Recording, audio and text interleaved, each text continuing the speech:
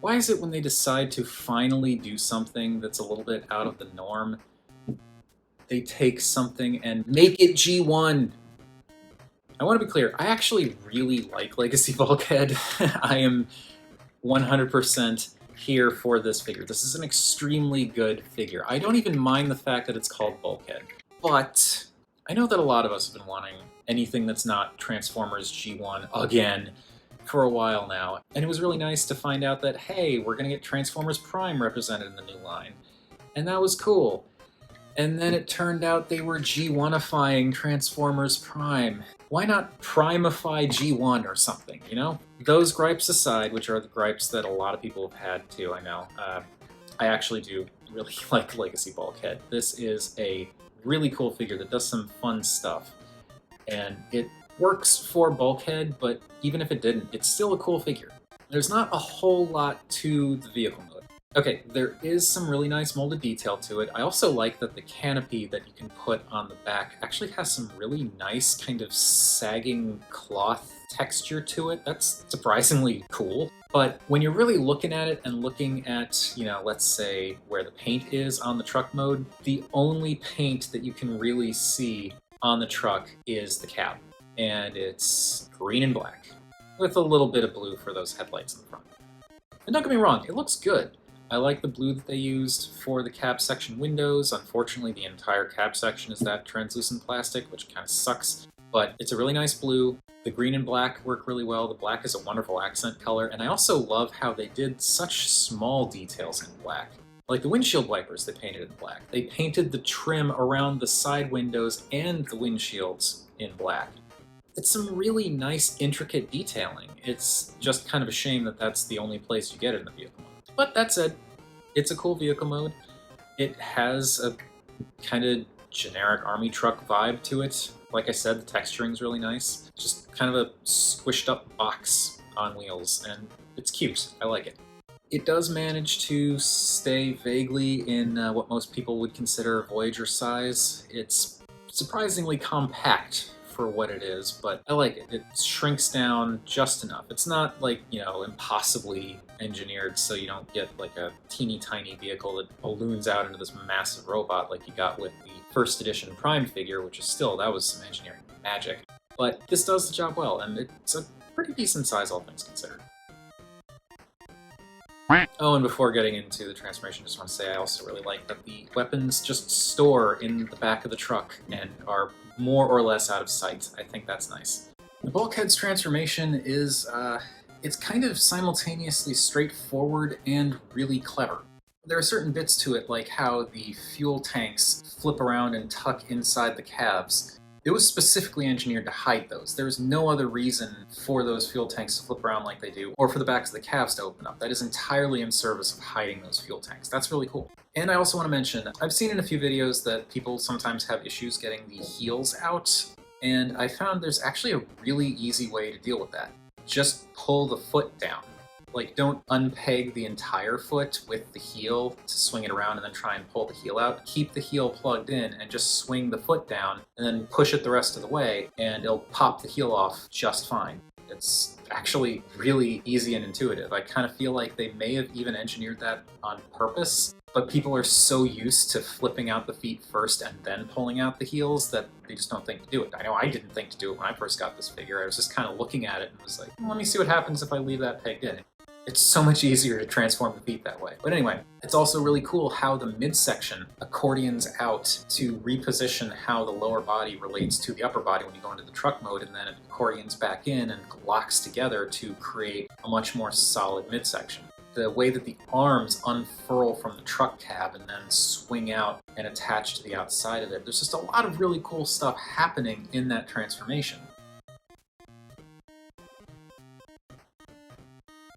And what it leaves us with is a pretty decent looking Bulkhead. It's not the prime Bulkhead that we all know and love, and also not the animated version, clearly, but it still comes across as Bulkhead. He's got a chunky truck cab for a chest, he's got just a bulky body, he's got the proper head, which we'll look at more in a minute, he's green. It works for Bulkhead.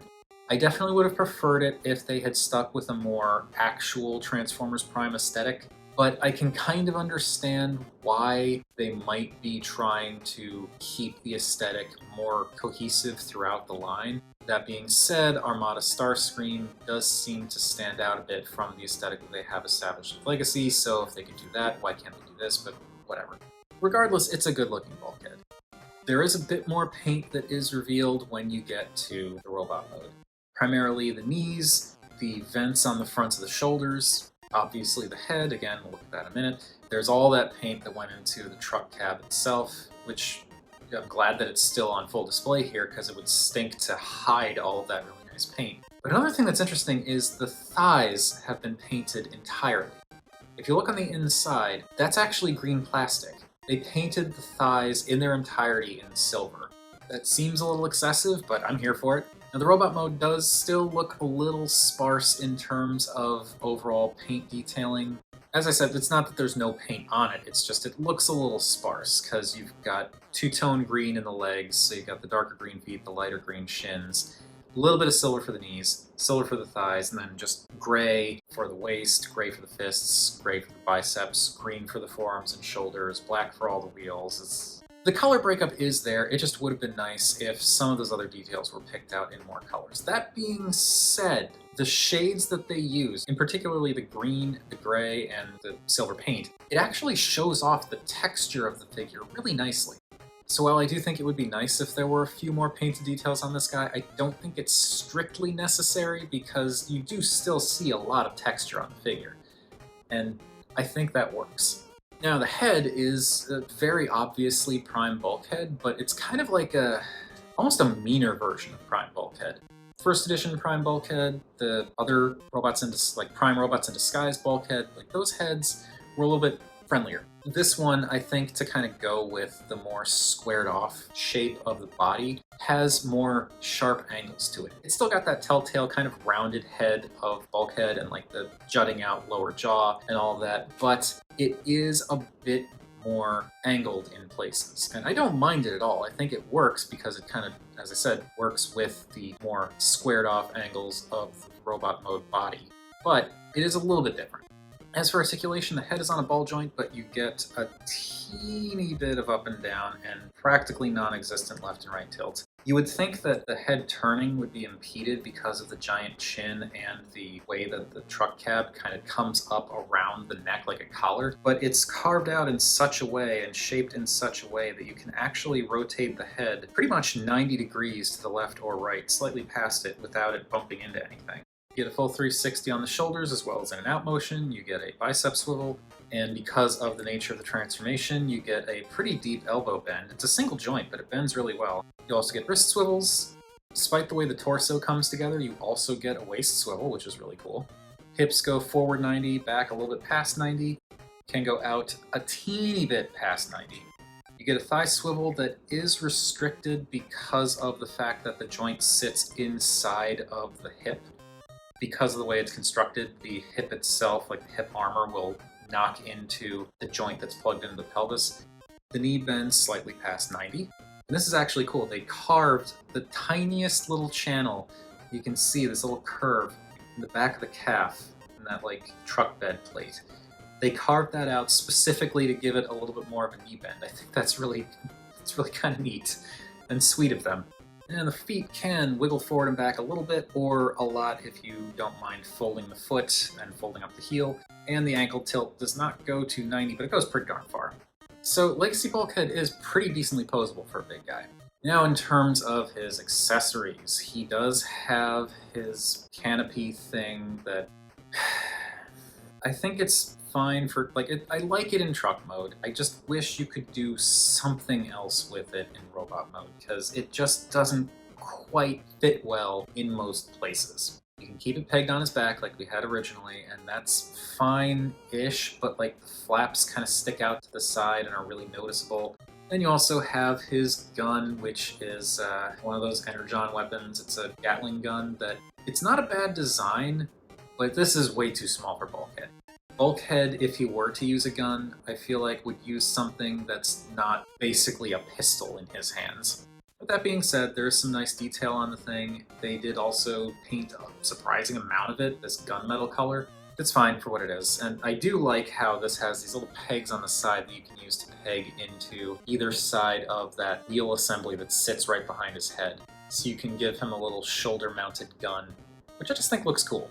It's not necessarily a bulkhead feature, but I think it's cool. And you also get his wrecking ball, which, again, it's gray plastic that has been painted silver, so they used a decent amount of paint on this accessory. And I just feel like they could have gotten away with leaving this gray and using the paint somewhere else on the robot. It's fine, it's just, I feel like the paint budget priorities may have been better used differently, let's say. But the wrecking ball, surprising no one, I'm sure, can peg onto his hand. It can actually peg onto either hand. The trick is, on the right hand, you put the peg on the top of the fist. On the left hand, you put it in the bottom of the fist. But you peg it in and clip it together, and that gives him his wrecking ball fist from Prime. And that is cool. And because of the way it clips around the fist, you can still rotate it. And additionally, because of the way it's covered in ports, if you wanted to, you could do something like plug the gun onto it, or plug the shield onto it. You could plug it onto any of the sides or in the front to have it more like he's holding it out in front of him. So you do have options, and I do appreciate that. You can fold it kind of backwards in on itself to create this little weird metal plate looking thing, which does, it's kind of cool how it like essentially turns the canopy inside out and completely changes the textures to make it go from something that looks like it's made out of cloth to something that looks like it's made out of metal, texture-wise. That's neat. You can also, of course, peg it into his shoulder, peg it into his fist, peg it into his forearm, but the problem with some of those is it doesn't look quite right in some situations, and in others, the flaps get in the way. That's just a little bit irritating.